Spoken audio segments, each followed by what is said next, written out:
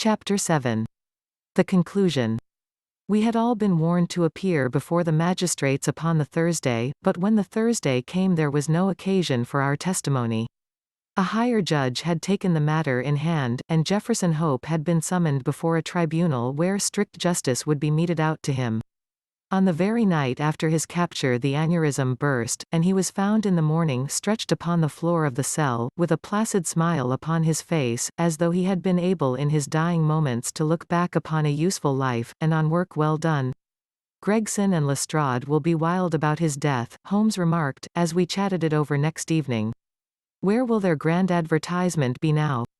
I don't see that they had very much to do with his capture, I answered. What you do in this world is a matter of no consequence, returned my companion, bitterly. The question is, what can you make people believe that you have done? Never mind, he continued, more brightly, after a pause. I would not have missed the investigation for anything. There has been no better case within my recollection. Simple as it was, there were several most instructive points about it. Simple? I ejaculated. Well, really, it can hardly be described as otherwise, said Sherlock Holmes, smiling at my surprise.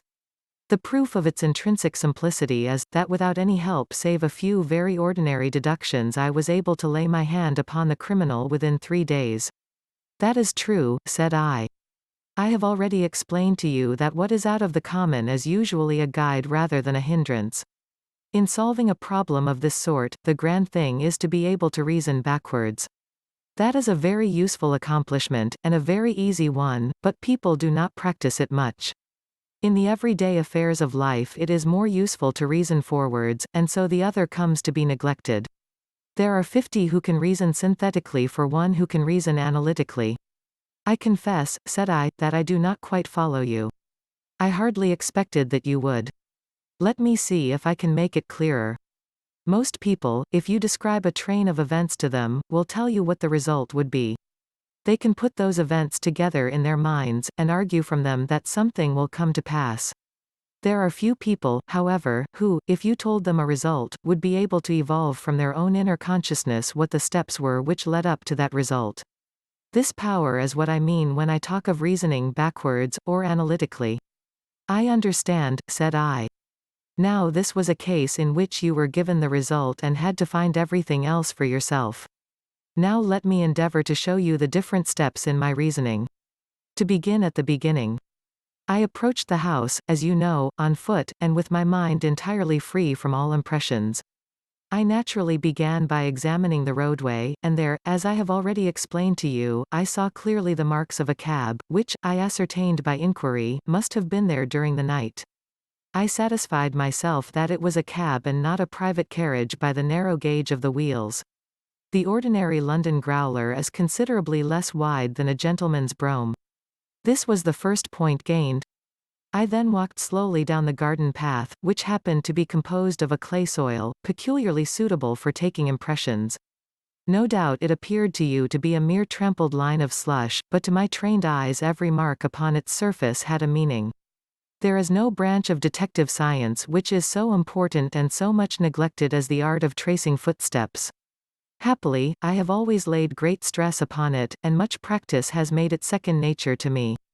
I saw the heavy footmarks of the constables, but I saw also the track of the 2 men who had first passed through the garden. It was easy to tell that they had been before the others, because in places their marks had been entirely obliterated by the others coming upon the top of them. In this way my second link was formed, which told me that the nocturnal visitors were 2 in number, one remarkable for his height, as I calculated from the length of his stride, and the other fashionably dressed, to judge from the small and elegant impression left by his boots. On entering the house this last inference was confirmed. My well-booted man lay before me. The tall one, then, had done the murder, if murder there was. There was no wound upon the dead man's person, but the agitated expression upon his face assured me that he had foreseen his fate before it came upon him. Men who die from heart disease, or any sudden natural cause, never by any chance exhibit agitation upon their features. Having sniffed the dead man's lips I detected a slightly sour smell, and I came to the conclusion that he had had poison forced upon him. Again, I argued that it had been forced upon him from the hatred and fear expressed upon his face. By the method of exclusion, I had arrived at this result, for no other hypothesis would meet the facts. Do not imagine that it was a very unheard of idea. The forcible administration of poison is by no means a new thing in criminal annals. The cases of Dolsky in Odessa, and of Leterrier in Montpellier, will occur at once to any toxicologist. And now came the great question as to the reason why. Robbery had not been the object of the murder, for nothing was taken. Was it politics, then, or was it a woman? That was the question which confronted me. I was inclined from the first to the latter supposition. Political assassins are only too glad to do their work and to fly. This murder had, on the contrary, been done most deliberately, and the perpetrator had left his tracks all over the room, showing that he had been there all the time. It must have been a private wrong, and not a political one, which called for such a methodical revenge. When the inscription was discovered upon the wall, I was more inclined than ever to my opinion. The thing was too evidently a blind. When the ring was found, however, it settled the question. Clearly the murderer had used it to remind his victim of some dead or absent woman. It was at this point that I asked Gregson whether he had inquired in his telegram to Cleveland as to any particular point in Mr. Drebber's former career. He answered, you remember, in the negative. I then proceeded to make a careful examination of the room, which confirmed me in my opinion as to the murderer's height, and furnished me with the additional details as to the Trichinopoly cigar and the length of his nails. I had already come to the conclusion, since there were no signs of a struggle, that the blood which covered the floor had burst from the murderer's nose in his excitement. I could perceive that the track of blood coincided with the track of his feet. It is seldom that any man, unless he is very full-blooded, breaks out in this way through emotion, so I hazarded the opinion that the criminal was probably a robust and ruddy-faced man. Events proved that I had judged correctly. Having left the house, I proceeded to do what Gregson had neglected. I telegraphed to the head of the police at Cleveland, limiting my enquiry to the circumstances connected with the marriage of Enoch Drebber. The answer was conclusive. It told me that Drebber had already applied for the protection of the law against an old rival in love, named Jefferson Hope, and that this same Hope was at present in Europe. I knew now that I held the clue to the mystery in my hand, and all that remained was to secure the murderer.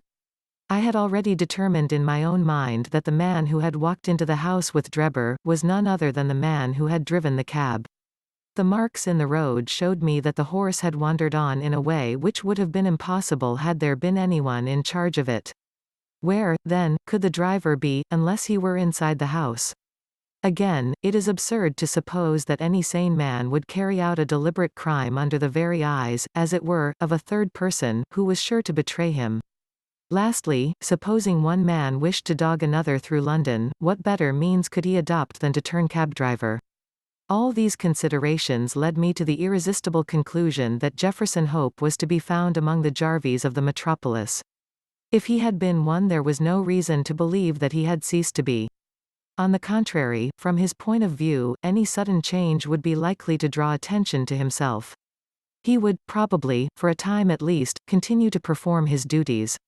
There was no reason to suppose that he was going under an assumed name.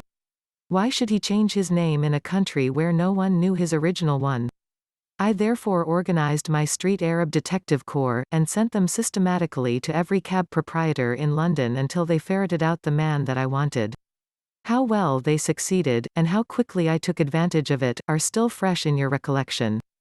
The murder of Stangerson was an incident which was entirely unexpected, but which could hardly in any case have been prevented. Through it, as you know, I came into possession of the pills, the existence of which I had already surmised. You see the whole thing as a chain of logical sequences without a break or flaw.